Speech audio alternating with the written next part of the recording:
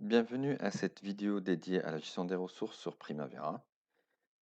Tout d'abord, si on est hors Primavera, on se connecte. Très bien. On met le mot de passe et la base de données. On mettra connect.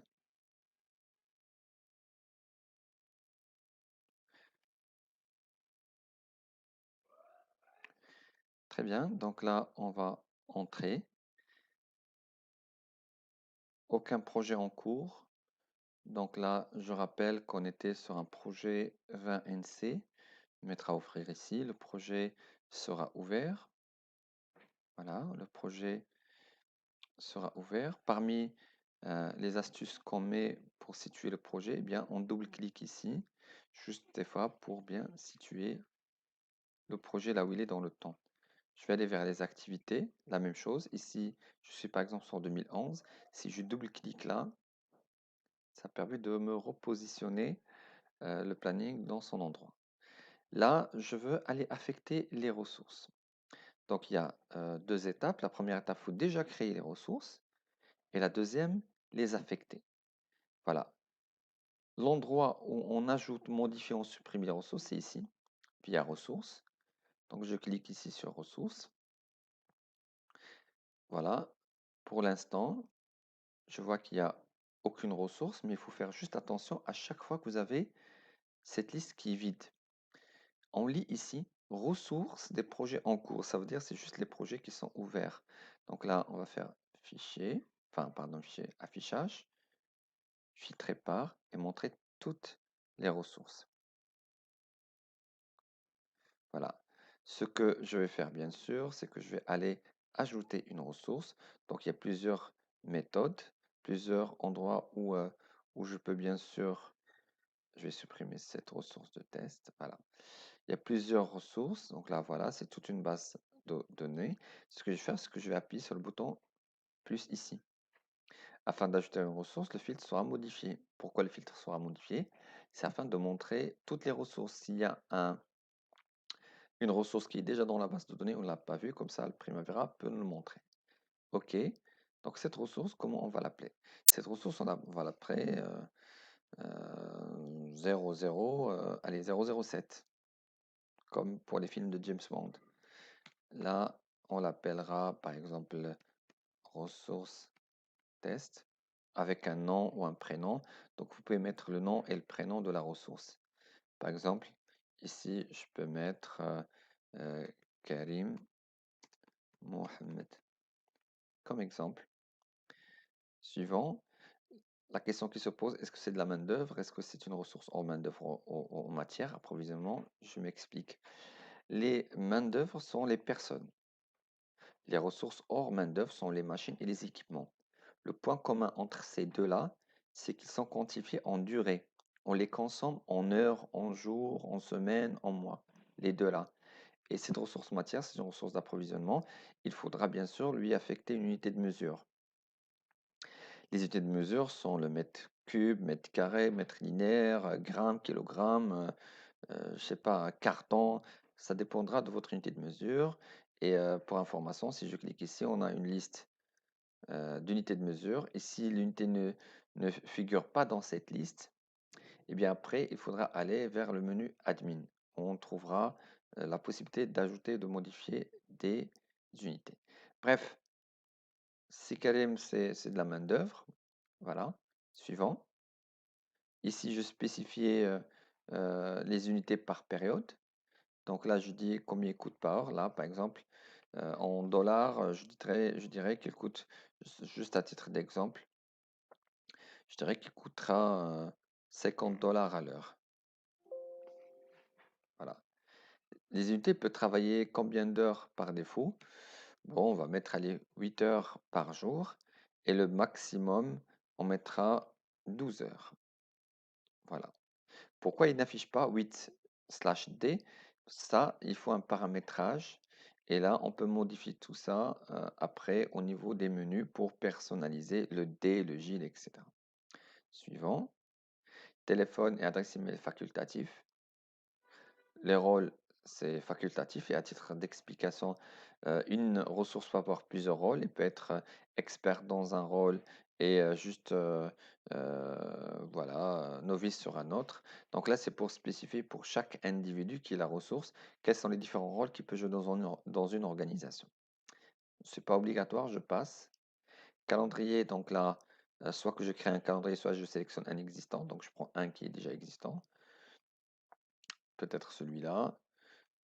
En général, faut connaître déjà le contenu des différents euh, calendriers. Et dans une ancienne vidéo, je vous ai montré comment on peut créer une vidéo. Là, c'était la vidéo test. Je prendrai celle-là, je mettrai suivant.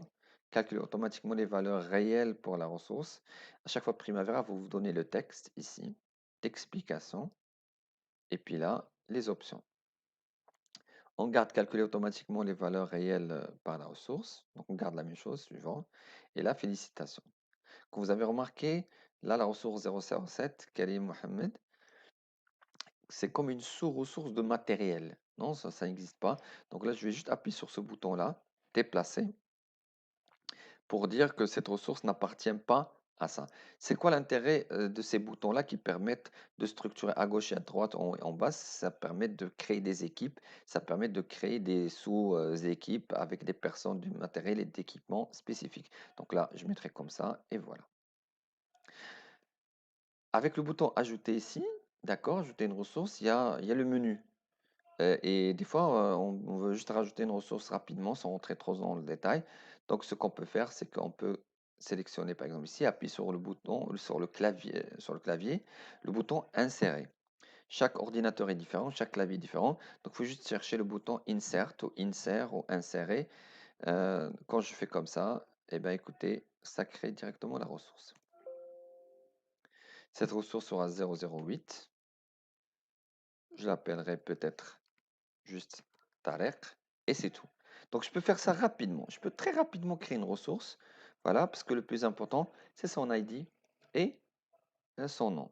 Maintenant, si je veux rentrer dans le détail des calendriers, des codes, des coûts, de ce que vous voulez, eh bien justement, on a à notre disposition en bas un menu complet pour tout ça. Donc là, sur le menu général, eh bien, on a les informations générales par rapport à Tariq, notamment son matricule, titre, adresse électronique, euh, adresse du courriel, l'email et puis le numéro de téléphone. Est-ce que la ressource est active ou pas active? C'est-à-dire, est-ce qu'elle est en cours, est-ce qu'on l'utilise ou pas? Et afin de bien personnaliser les informations, donc on va aller aussi vers les codes. Les codes, ce sont des informations supplémentaires qu'on peut rajouter pour bien identifier les ressources, les codes. Et je rappelle que le menu nécessaire pour faire ça, pour créer déjà des codes, il est dans le menu entreprise, code ressources. Et là, je peux après affecter, puisqu'on utilise une base de données déjà préétablie qui contient des codes préconfigurés. Et bien, par exemple, je peux dire que euh, Tariq, il est à Casablanca. Et j'ai montré dans une ancienne vidéo comment on fait ça. Le détail, c'est le menu où on a l'ensemble des détails de l'ensemble des ressources. Donc là, on dit que Tariq, c'est de la main-d'œuvre. Attendez, je vais déjà toujours vérifier que j'ai sélectionné Tariq et pas une autre personne. Donc voilà, Tariq. Ressources, main-d'œuvre. On a le calendrier, combien d'heures travaillées par jour et un certain nombre d'informations supplémentaires. Donc, en général, on ne change pas du tout, on laisse les choses telles qu'elles sont, sauf pour les utilisateurs avancés qui veulent bien personnaliser ou qui ont un besoin spécifique par ressource. Unité et prix, donc là on a unité et prix. Je vais rentrer le prix, par exemple, du taux horaire de Tariq. Donc là, par exemple, pour cette ressource, je dirais, elle aura, à titre d'exemple, comme pour Karim, on va mettre 50 dollars par heure. Donc 50 dollars par heure, c'est le taux. Et après, je vais vous montrer comment on peut modifier les taux ici. On a un bouton ajouter au niveau des unités et prix. Ça veut dire qu'à chaque moment qu'on a une variation de prix par rapport aux ressources, on peut ajouter le nouveau prix.